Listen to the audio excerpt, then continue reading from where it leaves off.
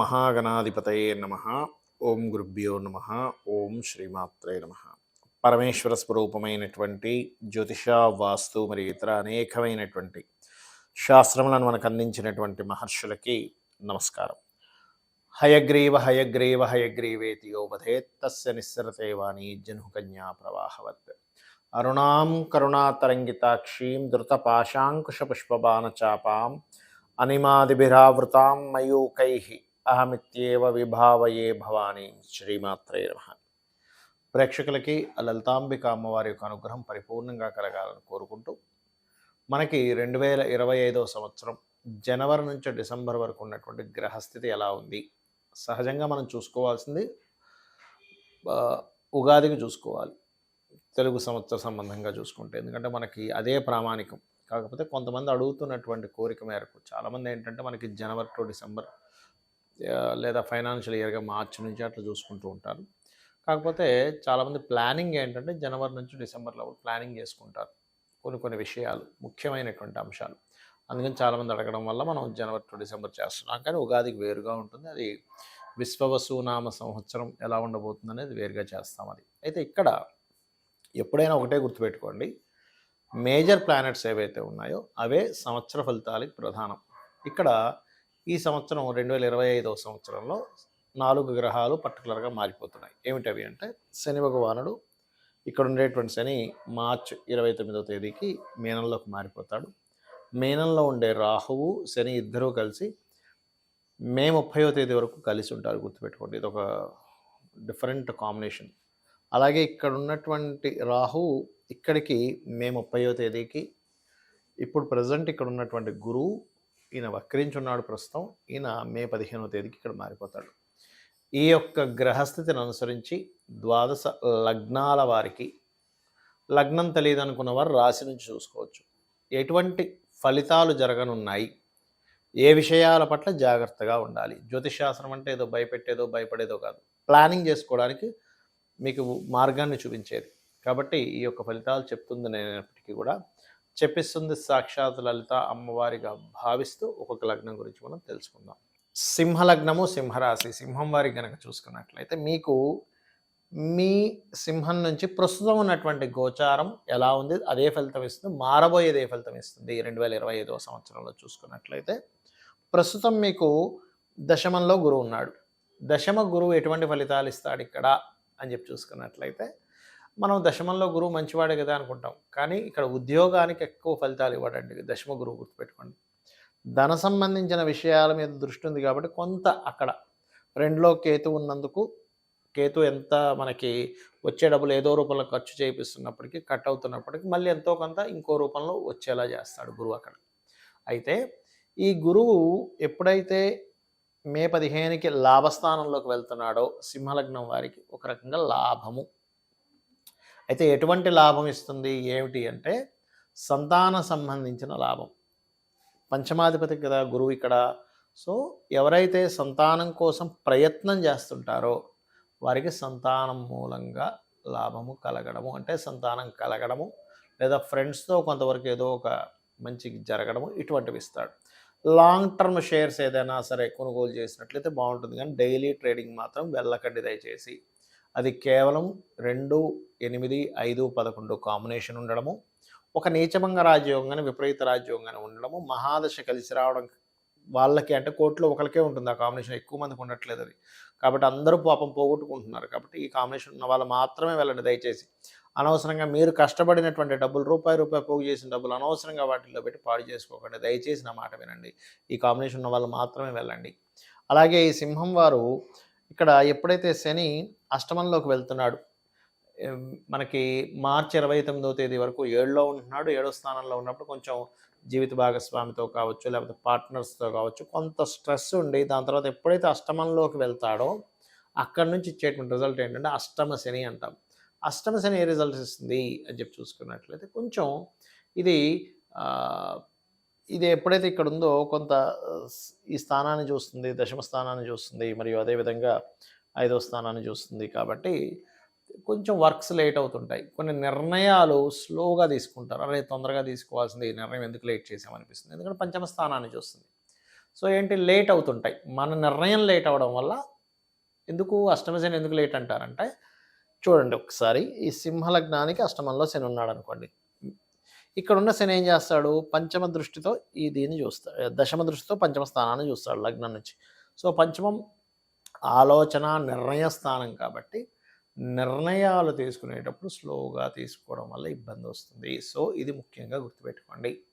అలాగే ఈ సింహం వారికి సప్తమ రాహు మనకి రివర్స్లో తిరుగుతుంటాయి కదా, కాబట్టి మే 30వ తేదీ నుంచి సంవత్సరంన్నర పాటు అక్కడ ఉంటాడు. కాబట్టి ఈ సంవత్సరంన్నర మీరు ఏదైనా వివాహ సంబంధాలు వెతుక్కున్నట్లయితే విదేశీ సంబంధాలు వెతుక్కుంటేనే తొందరగా సిద్ధిస్తుంది, అంటే తొందరగా కలుస్తాయి.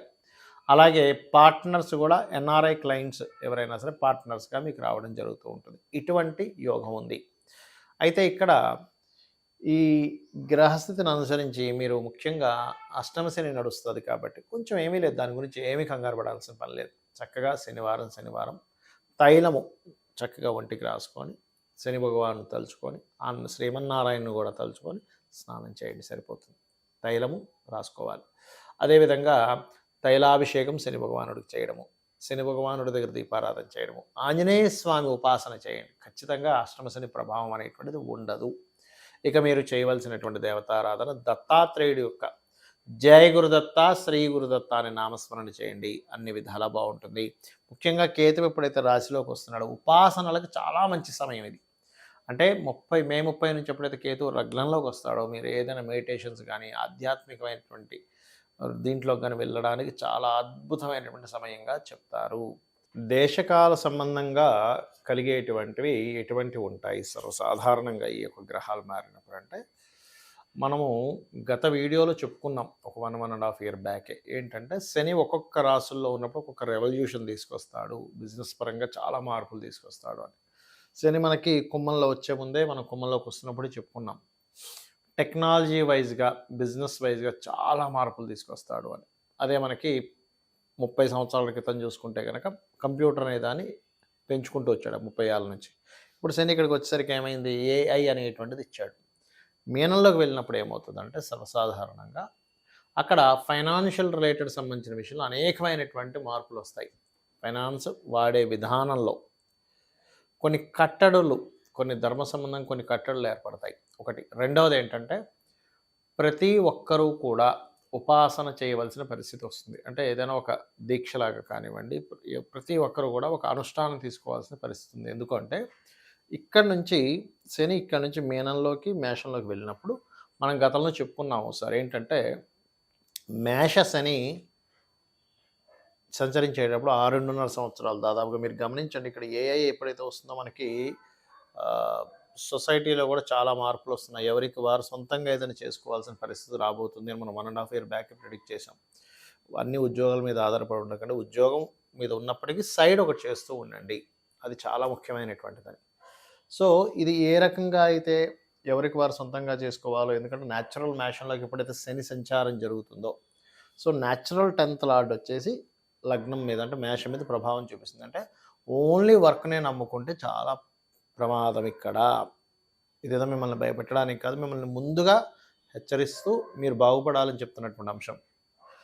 అలాగే ఇక్కడ ఇంకోటి ఏంటంటే ఓన్గా ఏదైనా చేసుకోవాలి. శని నీచబడుతున్నప్పుడు మనం ఉద్యోగాల మీద ఆధారపడకూడదు. సొంతంగా ఏదైనా ఒక చిన్న కర్మాగారం, చిన్నగా మనం ఓన్గా ఏదైనా సేల్ చేయగలమా ఆన్లైన్లో, లేకపోతే ఇంకేదైనా చేయగలమా అనేటువంటి దాంట్లోకి వెళ్ళాలి.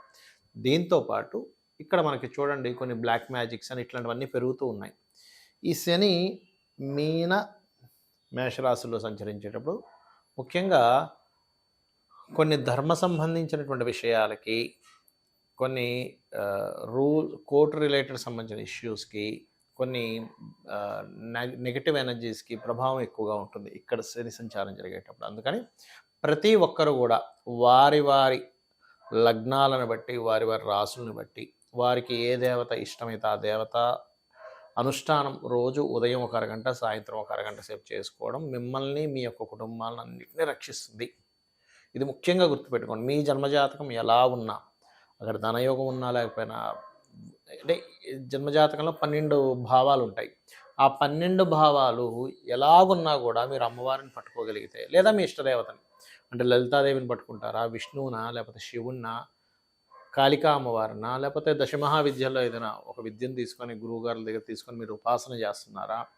అనేటువంటి చాలా ముఖ్యమైనటువంటి అంశం రాబోయేటువంటి 5-6 ఇయర్స్ లోపల. ఎందుకంటే మనకిక్కడ శని భగవానుడు ఇక్కడికి మారబోతున్నాడు. దీనివల్ల చాలా చాలా మార్పులొస్తాయి. అదేవిధంగా శనితో పాటు మనకి గురువు కూడా ఇక్కడికి వెళ్తున్నాడు. ఎప్పుడైతే గురువు ఇక్కడికి వెళ్తాడో మే 15వ తేదీ నుంచి వ్యాపార సంబంధించినటువంటి విషయాల్లో అనేకమైనటువంటి అద్భుతమైనటువంటి అవకాశాలు కావచ్చు, మార్పులు కావచ్చు బావుంటుంది. అదీగాక మనకి విశ్వావసు నామ సంవత్సరం నెక్స్ట్ చెప్పుకుంటామని చెప్పుకున్నాం. క్రోధినామ సంవత్సరం అంత ఘోరంగా అయితే ఉండదు, గుర్తుపెట్టుకోండి. అలాగే కేతువు ఎప్పుడైతే ఇక్కడికి వస్తున్నాడో, రవి రాసుల్లోకి వస్తున్నాడో, రవి అధిపతి అవుతాడు నెక్స్ట్.